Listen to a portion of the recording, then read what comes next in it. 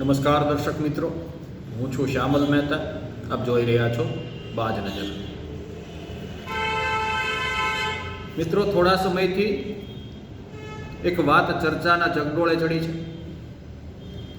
ભારતમાં T20 ક્રિકેટની એક લીગ રમાય છે, ઇન્ડિયન પ્રીમિયર લીગ, IPL તેમનું નામ છે. દેશ વિદેશના ખેલાડીઓ આમાં રમે છે અને કરોડો રૂપિયાની કમાણી કરે છે. વિશ્વના પાકિસ્તાન સિવાયના તમામ દેશોના ખેલાડીઓ IPLમાં રમે છે અને લોકોનું મનોરંજન કરે છે. હવે કેટલાક સમયથી ભારતના બાંગ્લાદેશ સાથેના સંબંધો બગડ્યા છે. ખાસ કરીને જ્યારથી શેખ હસીનાને પદભ્રષ્ટ કરી અને ભારતમાં નિર્વાસિત થવું પડ્યું છે, ત્યારથી ભારત અને બાંગ્લાદેશના સંબંધોમાં તણાવ વધી ગયો છે. હવે આ તો થઈ એક રાજકીય વાત, પરંતુ શેખ હસીનાના જવાથી અને પાકિસ્તાનની અંદર મોહમ્મદ યુનુસ નામના એક વ્યક્તિનું વગર ચૂંટાયા વગર શાસન આવવાથી ત્યાંના લઘુમતી એટલે કે હિન્દુઓની હાલત ખરાબ થઈ ગઈ છે. બાંગ્લાદેશની અંદર સતત હિન્દુઓ પર અમાનુષી અત્યાચાર થઈ રહ્યો છે.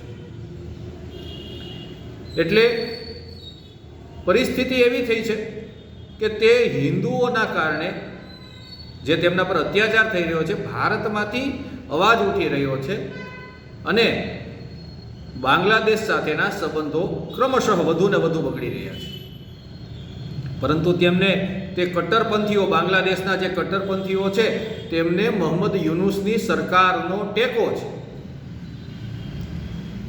થોડા દિવસોથી જોઈએ આપણે, છેલ્લા 18 દિવસમાં 6 હત્યાઓ હિન્દુઓની થઈ છે. તેમાં 1-2 પત્રકાર પણ છે. એક 40 વર્ષીય વિધવા મહિલા સાથે સામૂહિક બળાત્કાર કરવામાં આવે છે.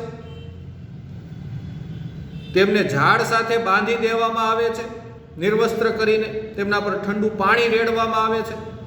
અત્યંત ઘૃણાસ્પદ અને ભયંકર અત્યાચાર તેમના પર કરવામાં આવે છે. આ તો એક એવો કિસ્સો કે જે બહાર આવી ગયો, બાકી આવું ઘણું થતું હશે જે ત્યાં દબાઈ જતું હશે. હવે આવી પરિસ્થિતિની અંદર ભારત અને બાંગ્લાદેશ વચ્ચે ક્રિકેટ રમાવવું ના જોઈએ, કારણ કે રમત એ આનંદની વાત છે અને અહીંયા અત્યાચાર એક બાજુ થઈ રહ્યો હોય ત્યારે આ વસ્તુ યોગ્ય નથી. હવે વિવાદ શું છે? વિવાદ એવો છે કે કોલકાતા નાઇટ રાઇડર્સ નામની શાહરૂખ ખાનના ભાગીદારી ધરાવતી એક ટીમ છે. એ ટીમની અંદર બાંગ્લાદેશનો એક ખેલાડી, ઓલરાઉન્ડર મુસ્તફિઝુર રહેમાન નામનો એક ખેલાડી છે, જેને 9.5 કરોડ રૂપિયા આપીને શાહરૂખ ખાનની ટીમે ખરીદેલો છે. હવે ભારતમાંથી એક અવાજ ઉઠ્યો કે બાંગ્લાદેશના હિન્દુઓ પર આટલો બધો અત્યાચાર થાય છે, તો આપણે બાંગ્લાદેશી ખેલાડીને શું કામ રમાડવો જોઈએ, શું કામ તેને પૈસા પાત્ર બનાવવો જોઈએ, જ્યારે તે હિન્દુઓને અને હિન્દુસ્તાનને નફરત કરે છે. જેના કારણે ભારતીય ક્રિકેટ કંટ્રોલ બોર્ડે IPLમાં જે કોલકાતા નાઇટ રાઇડર્સ છે તેને સૂચના આપી અને તે ખેલાડીને રદ કરી દેવામાં આવ્યો, તેને IPLમાંથી કાઢી મૂકવામાં આવ્યો. આના કારણે બાંગ્લાદેશમાં તો ભડકો થાય તે સ્વાભાવિક છે, પરંતુ ભારતના પણ કેટલાક લોકો નારાજ થઈ ગયા. તેઓ એમ કહી રહ્યા છે કે રમત અને રાજકારણને અલગ રાખવા જોઈએ. ખેલાડીનો શું દોષ છે? બાંગ્લાદેશમાં જે હિન્દુઓ પર અત્યાચાર થઈ રહ્યો છે તેમાં ખેલાડીનો શું દોષ છે? મુસ્તફિઝુર રહેમાનનો શું દોષ છે? આ એક કુતર્ક તેઓ રજૂ કરી રહ્યા છે. તો અહીંયા આપણે એક એવી વાત કરવી છે કે શેખ હસીના, જે પૂર્વ વડાપ્રધાન છે બાંગ્લાદેશના, તેઓ નિર્વાસિત થયા ભારતમાં, ત્યારે તેમની સાથોસાથ બાંગ્લાદેશનો એક ખેલાડી છે, તે પણ ઓલરાઉન્ડર છે. તેનું નામ સાકિબ અલ હસન છે અને તે શેખ હસીનાની પાર્ટીનો સમર્થક હતો અને સાંસદ પણ હતો. તે ત્યારથી નિર્વાસિત થયો છે. જ્યારથી શેખ હસીના બાંગ્લાદેશ છોડી અને ભારત આવતા રહ્યા છે ત્યારનો સાકિબ અલ હસન પણ ભારતમાં રહી રહ્યો છે અને રમી પણ રહ્યો છે. તો ત્યારે આ રમત અને રાજકારણને અલગ રાખવાની જે વાતો કરવાવાળા હતા તેઓ ક્યાં છે, ક્યાં ગયા હતા? કે સાકિબ અલ હસનને બાંગ્લાદેશની સરકાર તેમના દેશમાં ઘૂસવા દેતી નથી. જો તે જાય તો તેમને જેલમાં ઠૂસી દે અથવા તો ફાંસીએ ચડાવી દે તેવી પરિસ્થિતિનું નિર્માણ કરી દીધું છે. તો ભારતના જે આ કથિત લોકો છે કે રમત અને રાજકારણને અલગ રાખવા જોઈએ, તો ત્યાં તેઓ કેમ કશું નથી બોલતા? મુસ્તફિઝુર રહેમાન નામનો જે ખેલાડી છે તે ખેલાડી છે અને સાકિબ અલ હસન પણ ખેલાડી છે. રાજકારણ જો રહેમાનની બાબતમાં છે તો સાકિબ અલ હસનની બાબતમાં પણ છે. અને હિન્દુઓનો જીવ જઈ રહ્યો છે. અત્યારે બાંગ્લાદેશ એ હિન્દુઓ માટે એક નરકાગાર સમાન બની ગયું છે. તેમને ઘરમાંથી ખેંચીને મારવામાં આવે છે. તેમના વિશે અફવાઓ ફેલાવી તેમની મિલકતો જપ્ત કરવામાં આવી રહી છે. કટ્ટરવાદીઓ બે લગામ છે, કાયદો વ્યવસ્થાની કોઈ સ્થિતિ જ નથી. આવા સંજોગોની અંદર બાંગ્લાદેશીને અહીંયા બોલાવી અને તેમનું ભરણ પોષણ કરવું એ કેટલા અંશે વ્યાજબી છે? તમારે ભારતમાં બાંગ્લાદેશનું તુષ્ટિકરણ કરીને કોના મત જોઈએ છે? તમારે ભારતની અંદર રહી પાકિસ્તાનનું તુષ્ટિકરણ કરીને કોના મત જોઈએ છે? જેમને આ સત્તાની લાલચ છે કે અમે આવું તુષ્ટિકરણ કરીને સત્તા મેળવી લેશું, તો તેઓ ખાંડ ખાય છે. આવી બધી નીતિઓને કારણે જ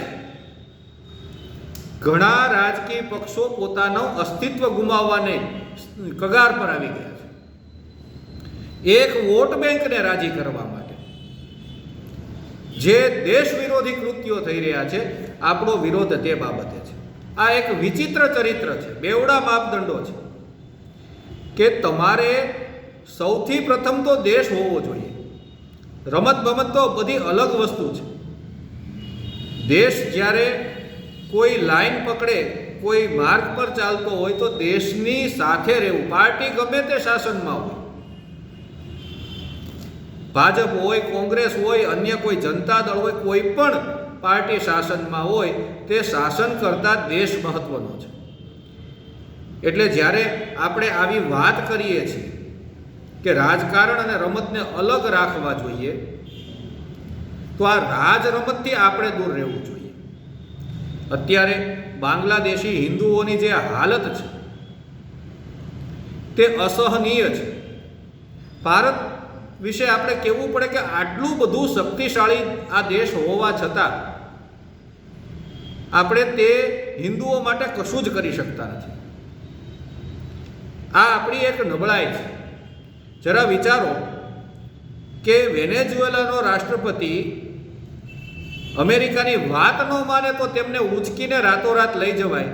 દુનિયાએ શું કરી લીધું અમેરિકાને?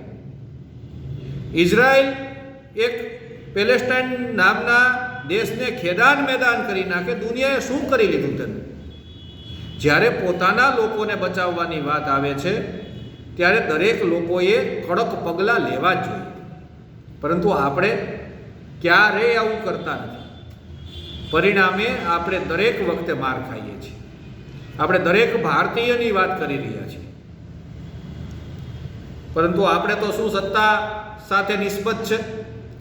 અને જો તમારી પાસે તાકાત હોય, ભારત જેવો દેશ શક્તિશાળી હોય, અને તમે યોગ્ય જગ્યાએ તમારી તાકાત ન વાપરી શકતા હો અને એક આવા સામાન્ય મુદ્દામાં પણ તમે દબાતા હો કે કોઈ ખેલાડીને તમે કાઢો તો તમારે 10 વખત વિચાર કરવો પડે, તો તે ખરેખર આપણી નબળાઈ છે. અને હવે એ સમય આવી ગયો છે કે ભારતે પણ વિદેશમાં વસતા, જેમ કોઈ દેશ પર આક્રમણ થાય કે કંઈ મુસીબત આવે ત્યારે ભારત જે રીતે પોતાના નાગરિકોને બચાવીને અહીંયા લઈ આવે છે, તેવી જ રીતે વિશ્વના કોઈ પણ દેશમાં વસતા ભારતીય નાગરિકોની સુરક્ષા કરવાનું ભારત સરકારે વિચારવું પડશે અને પોતાની શક્તિઓનો ઉપયોગ કરવો પડશે. જય હિન્દ, જય ભારત.